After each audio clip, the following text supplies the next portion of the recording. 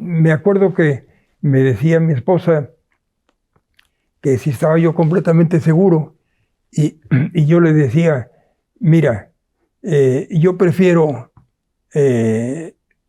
fracasar como chelista, pero dedicarme al cello, aunque llegue a tocarlo mediocremente, pero dedicado al cello, que seguir como industrial, aunque me esté yendo bastante bien.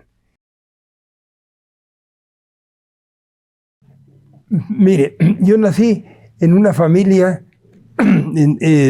de músicos aficionados, pero de muy buen nivel. Mi papá tocaba el violín, mi mamá tocaba el violín, mi abuelo materno tocaba la viola, y entonces cuando yo nací, en la familia hacía falta un violonchelista para completar un cuarteto de cuerdas. Y entonces por eso esta foto en donde aparezco yo, de apenas 1 año de edad, sostenido de un violonchelo, más que tocando el violonchelo. Y yo empecé a estudiar el violonchelo a los 4 años de edad, precisamente para completar el cuarteto de cuerdas.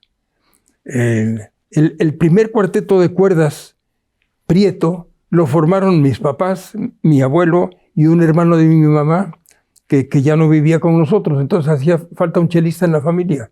Por eso empecé yo el cello. Y a los 4 años de edad empecé a estudiar el violonchelo, y desde entonces me gustó muchísimo. No tenían que obligarme a ponerme a estudiar el violonchelo todos los días. Era una actividad que surgía de mí.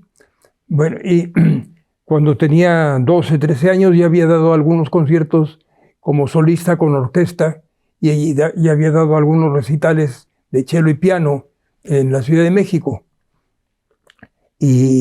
Pero en el colegio a donde iba, que era el Liceo Franco-Mexicano, me había ido en general bastante bien en física, en matemáticas, y entonces cuando tenía 16 años que terminé el colegio,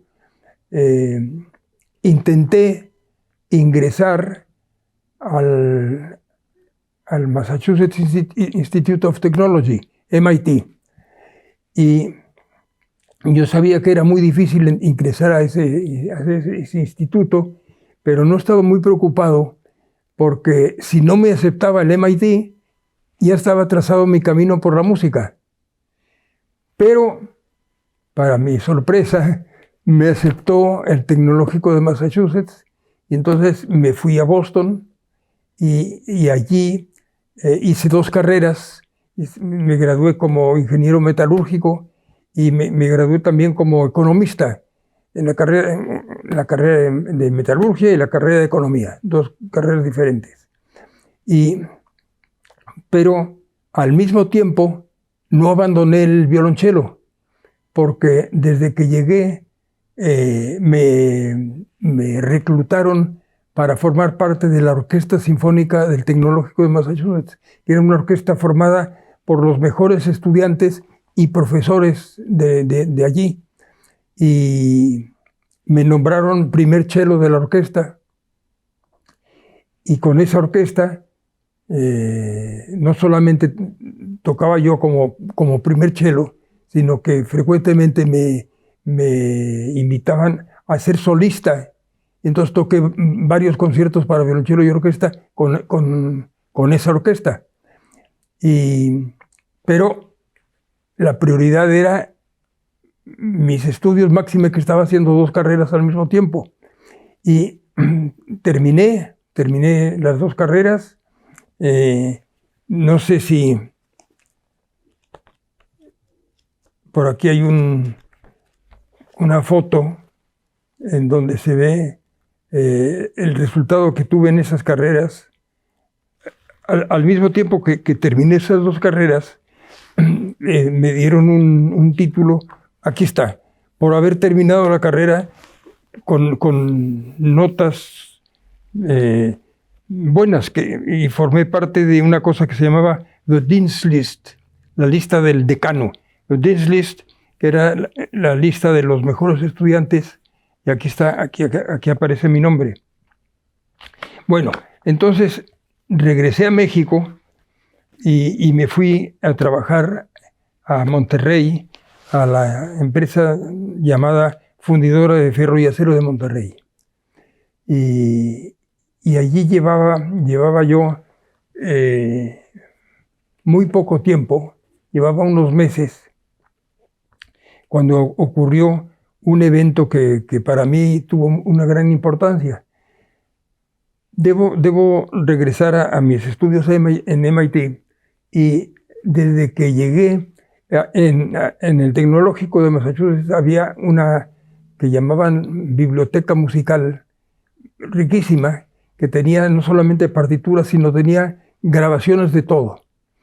Y allí descubrí yo, con los 17 años, la música del compositor ruso Dmitri Shostakovich.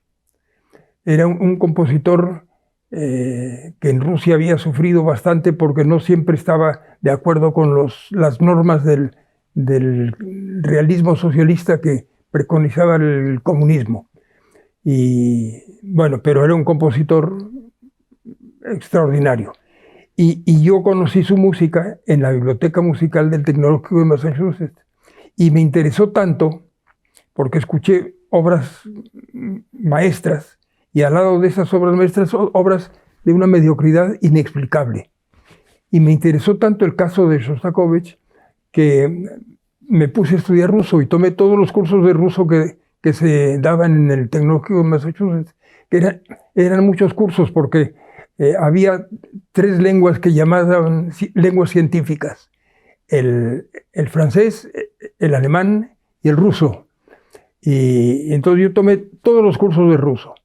Y cuando terminé el Tecnológico de Massachusetts, pues hablaba yo bastante bien ruso. Y llegué a México, y muy poco tiempo después de empezar mi trabajo en la Fundidora Monterrey, llegó a México una misión soviética de muy alto nivel. Llegó primero aquí a Estados Unidos una misión encabezada por el primer ministro y primer secretario del Partido Comunista, que se llamaba Nikita Khrushchev. Y Nikita Khrushchev tuvo una serie de entrevistas muy, muy conocidas con Nixon, y tuvo una famosa intervención en las Naciones Unidas en donde Nikita Khrushchev se quitó el zapato y empezó a dar golpes, que salió en todos los periódicos. Bueno, y esa misión continuó a México.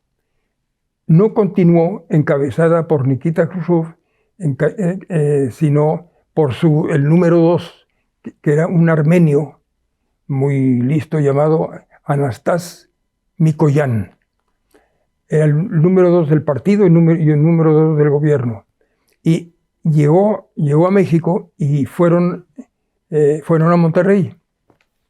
Primero fueron a México, y también con la misión soviética venían algunos compositores muy importantes, entre ellos Shostakovich. Y yo fui al concierto en la Ciudad de México, en Bellas Artes, en donde se tocó una sinfonía de Shostakovich. Y yo fui, por supuesto, a ese concierto, y durante el intermedio fui a saludar a Shostakovich. Y ahí me encontré por primera vez con la censura soviética, porque llevaba yo 2 o 3 minutos platicando con Shostakovich cuando llegó la policía secreta soviética y nos separó. O no querían que hablara conmigo o que yo hablara con Shostakovich, quién sabe. Pero ahí lo conocí. Y después la misión soviética, Mikoyan y algunos otros, se fueron a Monterrey. Y el intérprete oficial que llevaba a Mikoyan se emborrachó en la Ciudad de México, algo le cayó mal y no pudo ir a Monterrey. Entonces el embajador soviético me llamó por teléfono y me dijo: estamos en una situación de emergencia porque no tenemos intérprete. ¿Usted quisiera, o quieres tú, porque era yo muy joven, ¿quieres tú fungir como intérprete de Mikoyan? Y dije, bueno, pues haré todo lo posible, sí, cómo no. Y llegó Mikoyan y yo lo acompañé durante un par de horas en Monterrey, visitando empresas, visitando ejidos, y terminó la visita y Mikoyan me dijo, bueno, estamos muy agradecidos por todo el servicio que nos has hecho y quisiéramos preguntarte si te interesaría ir a estudiar a la Unión Soviética. Y dijo, sí, me interesaría muchísimo, sobre todo ir a tomar algunos cursos de música y de otras materias. Y entonces me dijo, bueno, pues considéralo un hecho. Estás invitado por el gobierno soviético. Viniendo la invitación del número 2 del gobierno y del Partido Comunista Soviético, yo supuse que pasarían 2, 3 meses y me iría a Rusia y conseguir los permisos del caso en la empresa donde estaba, y me puse a esperar. Y al cabo de un año me olvidé de la promesa de Mikoyan y ya, bueno, seguí. Y a los 2 años, así de lenta era la burocracia soviética, a los 2 años me llamó el embajador soviético, me dijo, ya está la invitación, aquí tenemos todo, los boletos de avión, etc. Y entonces, a los 2 años y medio de la visita de Mikoyan, me fui a Moscú, a estudiar a la Universidad de Moscú y tomar cursos de música también. Y ahí estuve unos meses, porque no era una cosa indefinida, unos cursos determinados. Y terminado eso, regresé a México a trabajar como ingeniero en la fundidora Monterrey. Y ahí seguí y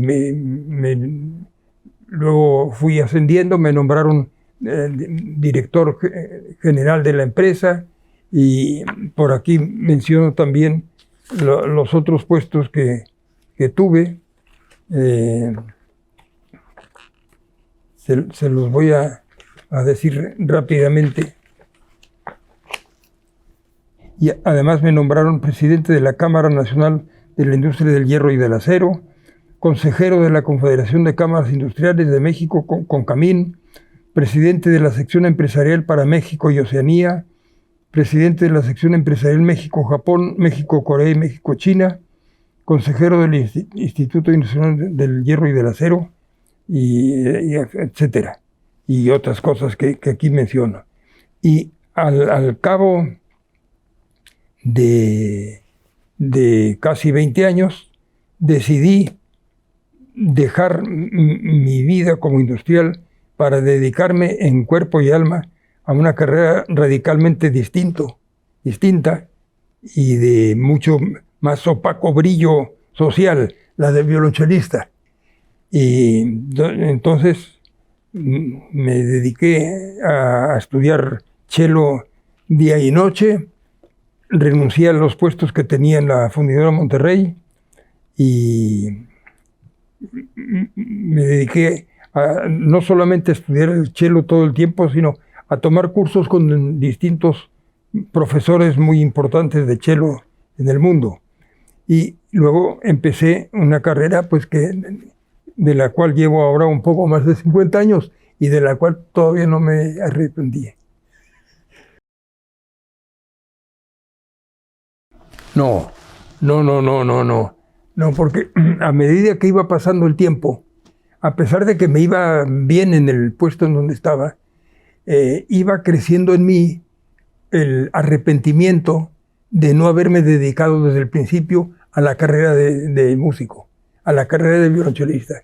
Entonces, hubo un momento, ya teníamos, mi esposa y yo, 3 hijos, entonces la decisión no podía ser una decisión así muy superficial, pero después de pasados unos años decidí que ya o tomaba la decisión de dedicarme completamente al cello o ya sería demasiado tarde. Y entonces dejé todas mis actividades para dedicarme al violonchelo. Y de eso llevo un poco más de 50 años. Yo desde que tengo recuerdo, cuando cuando tenía 2, 3 años, mi abuelo me ponía discos de música clásica y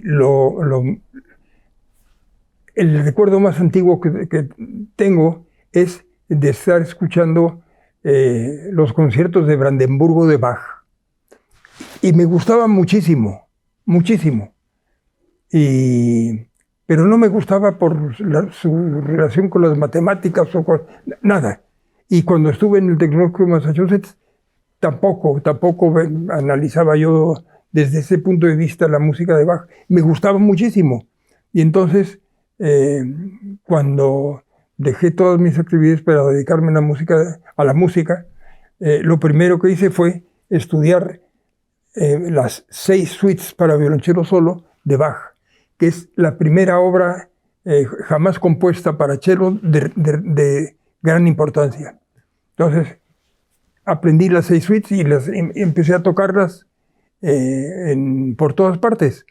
Empecé a tocarlas en México, luego las toqué por aquí. Por aquí hay unos... las toqué en el Lincoln Center en Nueva York, las toqué en Boston, las toqué, bueno, por todo el mundo. Y en general me fue bastante bien. Por ejemplo, aquí hay una... Aquí está, cuando toqué mi primer concierto en el Carnegie Hall, que fue en 1900, ahora le digo,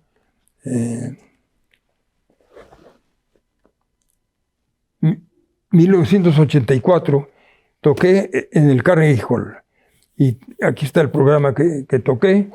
Y terminada la gira que tuve por Estados Unidos, me fui a tocar a Europa.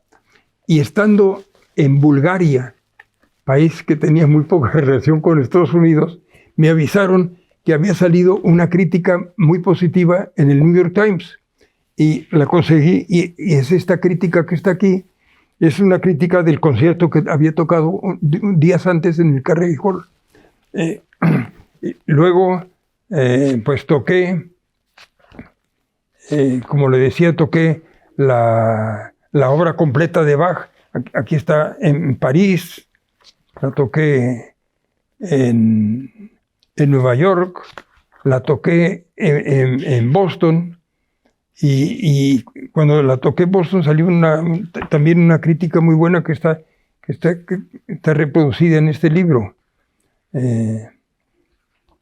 Y en fin, pues desde entonces no solamente me dediqué a estudiar las obras importantes del repertorio del cello, sino pensé yo que, puesto que había perdido algunos años para la actividad chelística, tenía yo que compensarlos de alguna manera.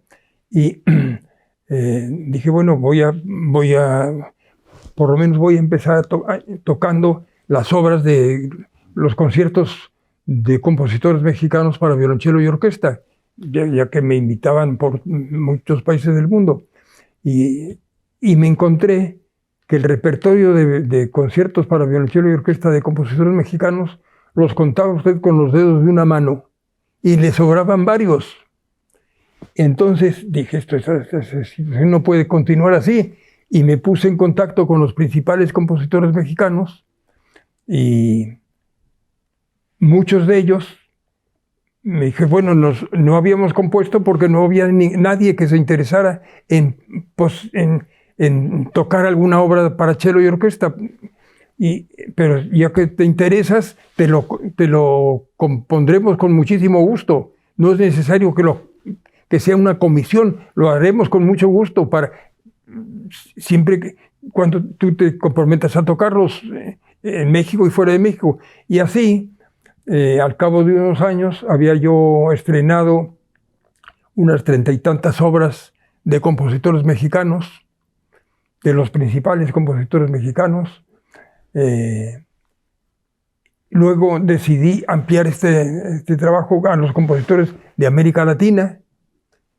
Luego lo amplié a Europa y toqué muchas obras de compositores españoles, de compositores de otros países, luego también de la India, de China, y al cabo, a este momento llevo estrenadas 114 nuevas obras para violonchelo. La mayor parte me están dedicadas, pero algunas fueron obras que descubrí. Por ejemplo, Carlos Chávez, importantísimo director de orquesta y compositor mexicano, lo conocí yo cuando era niño, porque me llevaban mis papás a los conciertos de la Sinfónica Nacional en Bellas Artes que dirigía Carlos Chávez. Pero luego, cuando estuve estudiando en Boston, en el Tecnológico Massachusetts, la Universidad de Harvard invitó a Carlos Chávez a dar unas pláticas sobre música. Invitaron a los principales compositores del mundo, y entre ellos fue Carlos Chávez. Y entonces, en las conferencias que dio, que fueron 6 conferencias en la Universidad de Harvard, yo fui a todas las conferencias, y ahí pues me trató muy bien Carlos Chávez. Y luego regresé a México y pues a trabajar como ingeniero. Cuando ya me pasé a ser un músico profesional, Carlos Chávez había muerto hacía pocos años. Y entonces no pude, como me hubiera gustado muchísimo, encargarle alguna obra a Carlos Chávez. Pero tuve la suerte de que fui a visitar a la hija de Carlos Chávez, Anita Chávez, para que me enseñara los archivos de su papá, de obras de su papá. Y ahí descubrimos un concierto inconcluso de Carlos Chávez para cello y orquesta, pero estaba terminado completamente el primer movimiento. Entonces pude tocar y grabar las obras de Carlos Chávez que el propio Carlos Chávez no había escuchado nunca. Y esas son parte de las 114 obras nuevas que toca. Esas no fueron encargadas por mí, puesto que fueron compuestas por Chávez antes de que yo me dedicara al cello. Pero así, pues he tenido la fortuna de tocar las obras de los principales compositores mexicanos que compusieron para cello, y de América Latina y del resto del mundo.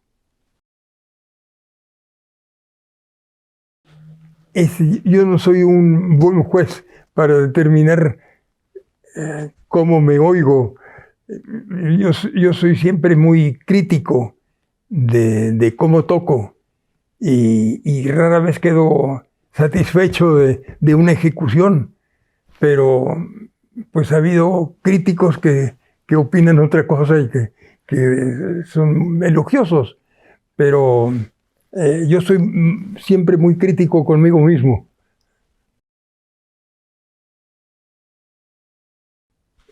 Mire, el estilo de composición en México a fines del siglo XIX tenía como característica el carácter mexicano de las obras. Después ya no tuvieron ese carácter. Entonces, por ejemplo, el concierto inconcluso de Chávez que toqué y que grabé, y las obras de Chávez que toqué, no tienen carácter universal.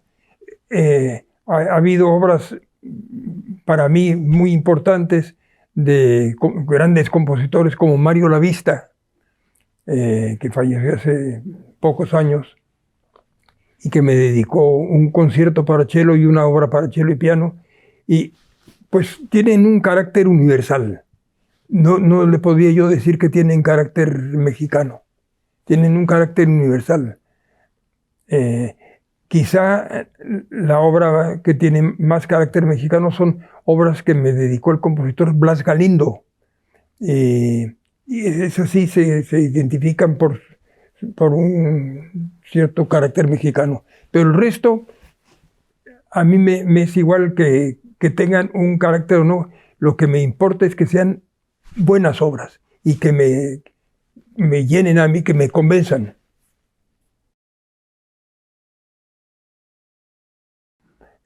Por ejemplo, acabo de estar en Boston y hay un compositor mexicano que trabaja en el Tecnológico de Massachusetts. Él estudió música en el Tecnológico de Massachusetts y allí lo conocí yo. Algunos de las invitaciones que me hicieron en el MIT, y este se llama José Elizondo, y él me dedicó alguna obra que tuve yo la oportunidad de estrenar en Boston, y me dedicó también unas obras para 2 violonchelos que tuve ya la enorme suerte de estrenar y de tocar en muchos lugares con el grandísimo chelista Yo-Yo Ma. Quizá, bueno, yo no le pondría quizá el más importante chelista actual. Y con Yo-Yo Ma, como compartimos el interés por la música nueva, he tenido la suerte, la fortuna de estrenar muy diversas obras de compositores mexicanos y de otros países. Hemos estrenado, hay un compositor mexicano que se llama Samuel Siman, que es profesor en la Escuela Juilliard de Nueva York y que nos ha dedicado distintas obras para 2 chelos. Y he tenido yo la fortuna de estrenarlas con él, con Yo-Yo Ma. Son obras para 2 chelos, otra es una obra para 2 chelos, coro y orquesta, otras obras para 2 chelos y piano, 2 chelos y 2 guitarras. Eso nos dedicó un compositor cubano muy importante llamado Leo Brouwer. Y me invitaron a mí a estrenar la obra de Leo Brouwer en Cuba, pero tenía yo que ir con un violonchelista y con 2 guitarristas, y no sabía con quién. Yo dije, no, yo creo que Yo-Yo Ma lo voy a invitar. Eso fue hace años. Lo voy a invitar, pero seguramente no va a poder porque es ciudadano americano, aunque él es de padre y madre chinos, nacido en París, pero es ciudadano americano. Y no le van a dejar ir a Cuba a estrenar esta obra. Y se lo conté a Yo-Yo Ma y me dijo, claro que voy a conseguir los permisos del caso. Y los consiguió y nos fuimos a La Habana. Yo he estado 4 veces, he estado en todos los países de América Latina dando conciertos y difundiendo la música de estos países. Y en Cuba he estado 4 veces, y una vez fue con Yo-Yo Ma, que estrenamos esta obra del compositor cubano Leo Brouwer en La Habana. Y bueno, le decía yo que he estrenado con Yo-Yo Ma obras de compositores mexicanos, de compositores cubanos, de compositores, en fin, de otros países también.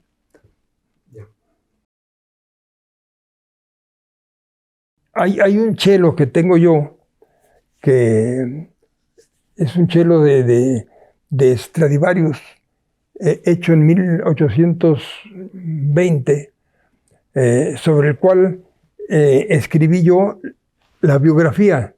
Me puse a estudiar toda la historia de ese violonchelo, cómo fue hecho en Cremona, Italia, y en dónde estuvo, antes de llegar a mis manos. Yo lo adquirí cuando estaba en Nueva York, el violonchelo, y por una serie de operaciones yo cambié un cello por otro y me dieron ese violonchelo, y sobre ese violonchelo escribí su biografía completa, desde 1820 hasta el momento actual.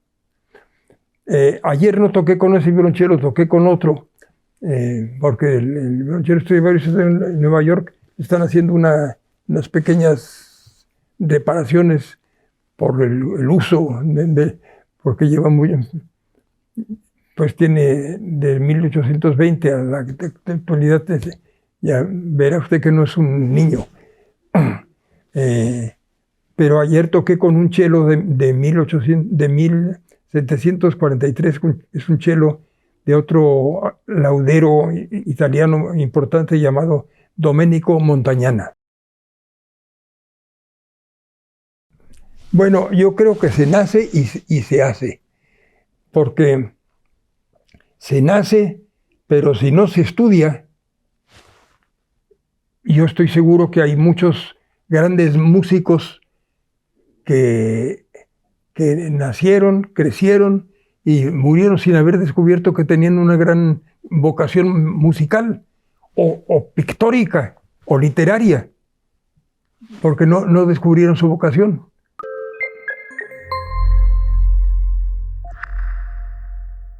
Estamos planeando cuándo vamos a estrenar esta obra de José Elizondo.